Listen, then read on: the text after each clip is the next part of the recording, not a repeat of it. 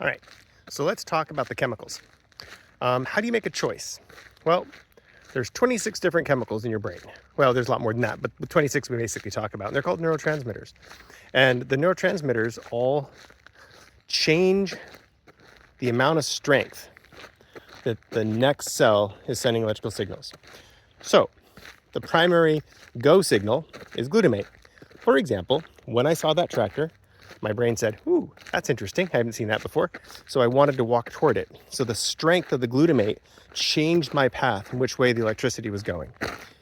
When I walked toward the house and I saw the house produced a chemical called GABA. GABA is a neurotransmitter that tells you to stop. So it makes that pathway stop. So the balance of glutamate and GABA really do change the strength of the neural connections. Oh. So there's a bunch of other ones though. So there's a neurotransmitter called serotonin. Serotonin is a mild stop signal. And so what it does is if I have a lot of stop signals to say don't go to the house, but then something in me says, I really want to go see the house, I can stop those stop signals with serotonin. And that's where self-control and mood and emotional regulation comes from. And so stopping a stop signal can make you go. You can also use serotonin to stop a go signal. So if you like doing something, you say, no, I need to stop doing that. Well, then that's serotonin as well. So serotonin is a lot more complicated. It's not just as easy or basic as something like GABA or glutamate. There's also another one called norepinephrine. As an ADHD person, we happen to have a deficit. Well, not a deficit, an advantage with norepinephrine. Every time I see something that is interesting to me, my brain produces a little burst of norepinephrine. So like I look over here and I see there's a bicycle on the side of the fence. My brain looks at it and goes, ooh, bicycle, which basically means that every turn activates my transmitters. So the norepinephrine is a little pause in your brain to say, pay attention to that. So that's why I went up that driveway, is because I'd never been up it before. So my norepinephrine says, ooh, pause, glutamate, go. Going up, saw the bunny rabbit, hey, bunny rabbit, pause, look at that, go. So there's a pissed off hawk. All the sounds, everything around in the forest here, looking for an Ewok and a light speeder or something, because it definitely looks like that. This is actually called the hill. So if I turn around, keeping the camera level, the road goes down quite a bit. And if you look this way, the road goes up quite a bit. So I'm in the middle of the hill. As a kid on a BMX bike, this hill was death.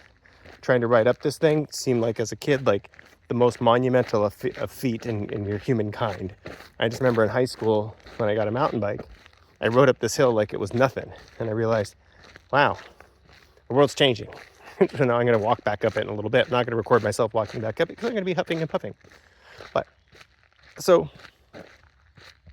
all of the stimuli around us, everything, all the noise and the sounds and the birds and the flies, all of that is attracting norepinephrine, causing your brain to pause so that you can make a choice. When you run out of norepinephrine, you can't make a choice. You just sit there and people use the word overthinking. That's actually a depletion of norepinephrine. And one of the ways you increase norepinephrine is by increasing serotonin.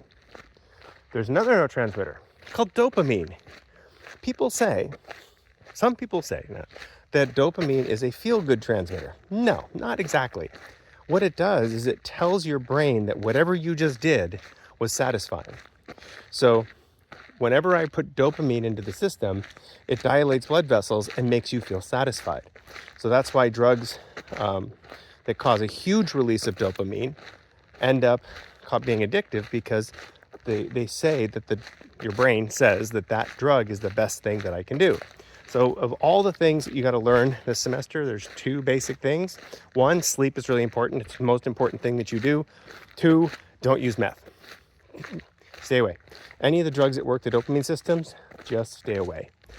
Because what they do is they mess with that ability to know what path to follow.